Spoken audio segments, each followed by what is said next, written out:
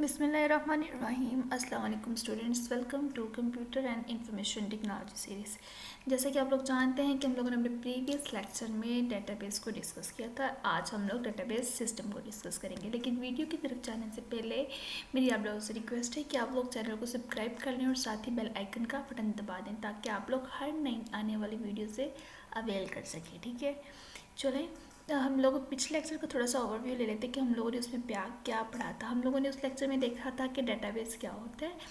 Database is an organised collection of related data is stored in computer in compact and efficient manner. ठीक है, कि compact efficient means ये था कि हम लोग डाटा को इस वे में स्टोर करें कि हम लोग जब उसकी चीज़ डाटा की रिक्वायरमेंट हो तो हम लोग फौरी एक्सेस कर सकें।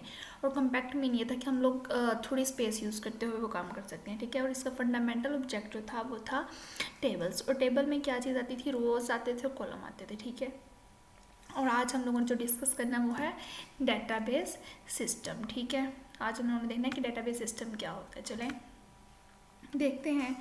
ए database system is a collection of data as well as program required to manage data. कहते हैं कि डेटाबेस कलेक्शन होता है ऑफ डाटा का। डाटा का आप लोग पता है कि क्या होता है। डाटा क्या होता है, raw facts and figure. Data facts and figure होते हैं। ठीक है, जो हम लोग कलेक्ट करते हैं। उसके बाद प्रोग्राम किसे कहते हैं, set of instructions that given to the computer to solve problem. हमारे पास प्रोग्राम क्या होते हैं, सेट ऑफ इंस्ट्रक्शंस होते हैं। ठीक है, जो कि हमें चाहिए किस लिए होते हैं कि हम लोग अपने मैनेज कर सकें, अपने डाटा को मैनेज कर सकें। उसके बाद कहता है, a data is a computerize record keeping system. ये कंप्यूटराइज बेस्ड रिकॉर्डिंग मतलब इसमें जो हम डेटाबेस में जो हम लोग अपना डाटा को रखते हैं रिकॉर्ड, तो इसका रखते हैं डाटा का जो इसमें क्या हम लोग डाटा कैसे स्टोर करते हैं, कंप्यूटराइज बेस्ड होता है। कंप्यूटराइज रिकॉर्ड कीपिंग सिस्टम होता है। ठीक है, the main purpose of this system is to maintain data and provide it to the user when it is required. हम लोगों ने जो लास्ट में पढ़ा था वो फाइल्स हम लोग स्टोरेज मीडिया पे करते थे, वहाँ पे थोड़े हमारे पास प्रॉब्लम्स आ जाती थी, डाटा रिडंडेंसी या इनकन्सिस्टेंसी वगैरह। तो डाटा को वहाँ से मेंटेन करना भी थोड़ा मुश्किल था। और इसके अलावा कि यहाँ पे दूसरी डिमांड इसकी है कि जब फ़ौरन यूज़र डिमांड करे तो फ़ौरन से वो रिक्वायरमेंट पूरी करी जाए। और जो हम लोगों ने पीछे पढ़ा था फाइल्स जहाँ पे जो स्टोरेज मीडिया पे स्टोर होती वो ये होता था सीक्वेंशियल। हम लोगों को पूरा सीक्वेंस थोड़ा टाइम कंज्यूमिंग था, मतलब वो रिक्वायरमेंट फ़ौरन पूरी नहीं होती थी। यहाँ पे डेटाबेस का जो सबसे बेसिक पर्पस वो ये है कि इसलिए कि हम लोग डाटा को मेंटेन रख सकें और प्रोवाइड कर सकें जबकि यूज़र को उसकी ज़रूरत हो। ठीक है, अब हम लोग देख चुके हैं कि डेटाबेस सिस्टम क्या है। अब डेटाबेस सिस्टम जो है इसके मेजर 4 कंपोनेंट हैं, वो देख लेते हैं। The 4 major component of database system are as follows. सबसे पहला जो है वो डाटा है, second hardware, software and personal. ठीक है, डाटा देख लेते हैं सबसे पहले क्या होता है। यहाँ पे जो इसके 4 कंपोनेंट हैं, आप लोग इमेज पे भी देख सकते हैं कि इसके 4 कंपोनेंट हैं। सबसे पहला है जो डाटा है, फिर हार्डवेयर, फिर सॉफ्टवेयर और फिर पर्सनल। ठीक हो गया, चलिए देखते हैं कि डाटा क्या होता है। डाटा तो आप लोग हम लोग पहले पढ़ चुके हैं, लेकिन एक बार देख लेते हैं। Data is the most important component of database systems. Database system का सबसे इम्पॉर्टेंट कंपोनेंट क्या है, डाटा है। ऑफ कोर्स कोई डाटा होगा तो हम लोग उसी के लिए डेटाबेस सिस्टम बनाएंगे, डिज़ाइन करेंगे। तो इसमें लिए सबसे मोस्ट इम्पॉर्टेंट कंपोनेंट जो है वो है डाटा। ठीक हो गया। The data is a collection of facts stored in database. Data वो होते हैं, कलेक्शन होते हैं हमारे पास फैक्ट्स के जो हम लोगों ने स्टोर किए होते हैं डेटाबेस में। ठीक है, the basic purpose of a database system is to store, maintain and process data for the user. इसका बेसिक पर्पस क्या होता है कि हम लोग इसमें डाटा को मेंटेन कर सकें, स्टोर कर सकें। Firstly we will store data and then we will maintain data and then process data for the user. Okay, ये था बेसिक पर्पस इसका। एंड देन हार्डवेयर क्या होता है वो हम लोग देख लेते हैं। The physical component of a computer system are called hardware. Physical component वो कंप्यूटर के पार्ट्स जिन्हें हम लोग देख सकते हैं, एग्जिस्ट करते हैं, जो तो इन्हें हम छू सकते हैं। वो क्या होते हैं? हार्डवेयर होते हैं। Hardware is use to perform different task such as input, output, storage and processing. Of course हमारे पास कोई कीबोर्ड होगा तो हम लोग उसके ज़रिए डाटा इनपुट कर सकेंगे, माउस के थ्रू हम लोग डाटा इनपुट कर सकेंगे, ठीक है। हमारे पास इनपुट डिवाइसेस होंगी। ये input devices, output devices, storage devices, ये क्या है? ये हमारे पास हार्डवेयर का है, ठीक है। जब ये होंगे तो हम लोग इनको यूज़ करते हुए अपना डाटा कंप्यूटर में एंटर कर सकेंगे, ठीक है। और आउटपुट डिवाइसेस जो होती हैं उससे हम लोग अपना डाटा, जो आउटपुट डिवाइसेस प्रिंट करवा सकते हैं या मॉनिटर के थ्रू हम लोग डिस्प्ले करवा सकते हैं। स्टोरेज डिवाइसेस हम लोग अपने डाटा को स्टोर कर सकते हैं। एंड प्रोसेसिंग डिवाइसेस जो होती हैं उनके थ्रू हम लोग डाटा प्रोसेस कर सकते हैं। Some important hardware component are as follows. Secondary storage, ठीक है। सेकेंडरी स्टोरेज में आप लोगों को पता है हमारे पास हार्ड डिस्क होती हैं, फ्लैश ड्राइव्स होती हैं, मीन्स हमारे यूएसबी वगैरह, और सीडीज होती हैं, ठीक है। उसको पता है input output devices. IO means input output devices. Input output devices क्या होती हैं? ये भी हमारे हार्डवेयर होते हैं। आप लोगों को पता है इनपुट आउटपुट डिवाइस में हमारे पास आता है keyboard, mouse, monitor, scanner, printer, ये इनपुट आउटपुट डिवाइसेस में आते हैं, ठीक है। सबसे पहले क्या था कि हमारे पास डाटा होना ज़रूरी है, कि जो हमारे पास कुछ होगा तो हम लोग उसे कंप्यूटर में एंटर करेंगे। उसके बाद क्या था? Hardware component. हमारे पास ऐसे कंपोनेंट या ऐसे डिवाइसेस हों जिनके थ्रू हम लोग अपना डाटा एंटर कर सके, ठीक हो गया। उसके बाद जो थर्ड वाला पार्ट आता है वो है सॉफ्टवेयर। सॉफ्टवेयर क्या होती है? एक्चुअली हमारे पास इंस्ट्रक्शंस होती हैं, ठीक है। चलो देखते हैं सॉफ्टवेयर क्या है। Software is a collection of program used by the computer within a database system. क्या होता है? ये प्रोग्राम्स होते हैं। प्रोग्राम में क्या होता है? हम लोगों ने अपनी इंस्ट्रक्शंस लिखी होती हैं, ठीक है। ये जो स्टोर होती हैं use by the computer with in an database system. हम लोग क्या करते हैं? सॉफ्टवेयर में क्या होते हैं? कलेक्शन ऑफ प्रोग्राम्स होते हैं जो हम लोग यूज़ करते हैं कंप्यूटर में within a database system, ठीक हो गया। The most important software is DBMS itself. सबसे मोस्ट इम्पॉर्टेंट जो सॉफ्टवेयर है वो है डेटाबेस मैनेजमेंट सिस्टम।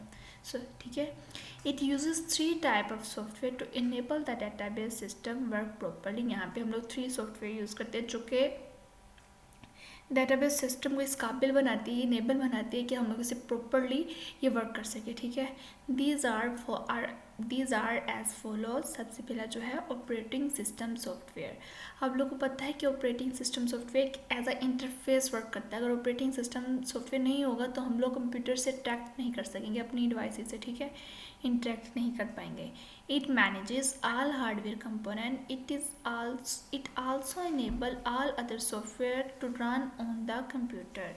ठीक है, जब हमारे कंप्यूटर की विंडो ही नहीं होगी तो हम लोग इस काबिल ही नहीं होंगे, या हम लोग इनेबल ही नहीं कर पाएंगे कि हम लोग सॉफ्टवेयर से इंटरेक्ट कर सके, ठीक है। ये क्या है? सबसे इंपॉर्टेंट क्या है कि ऑपरेटिंग सिस्टम सॉफ्टवेयर होना जरूरी है। ये क्या करता है? मैनेज करता है हार्डवेयर कंपोनेंट्स को और इनेबल बनाता है कि दूसरे सॉफ्टवेयर को हम लोग उसे कंप्यूटर पे रन कर सके, ठीक हो गया। और सेकंड वाला जो है DBMS software, database management system, ठीक है।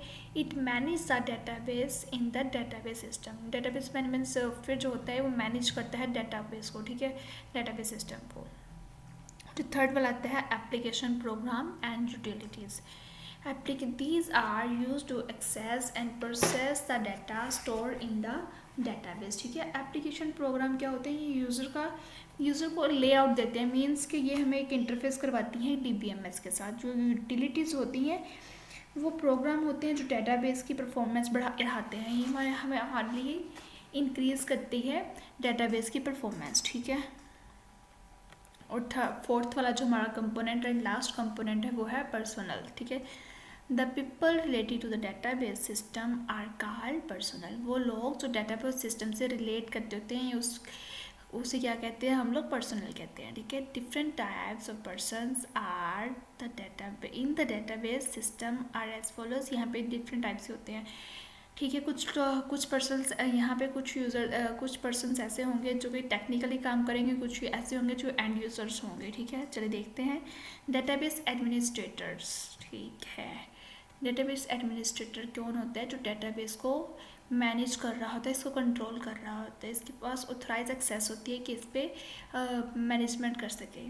They manage database systems, use and ensure that database is functioning properly, ठीक है।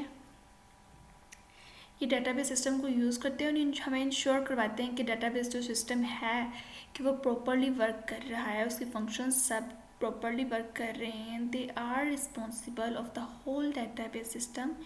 क्या होता है कि ये पूरे रिस्पॉन्सिबल होते हैं कि सारे डेटाबेस सिस्टम के लिए, इन्हीं के ऊपर डेटाबेस डिपेंड कर रहा होता है। अगर हमें डेटाबेस अच्छा डेटाबेस हम डिज़ाइन चाहते हैं तो उसके लिए क्या है कि एक बेस्ट डेटाबेस एडमिनिस्ट्रेटर होना चाहिए, जिससे कि पता हो कि डेटाबेस को किस वे में मैनेज करना है, ठीक है। But they authorize access to the database and monitor the use and working of database system। इन्हें ऑथराइज के होते हैं।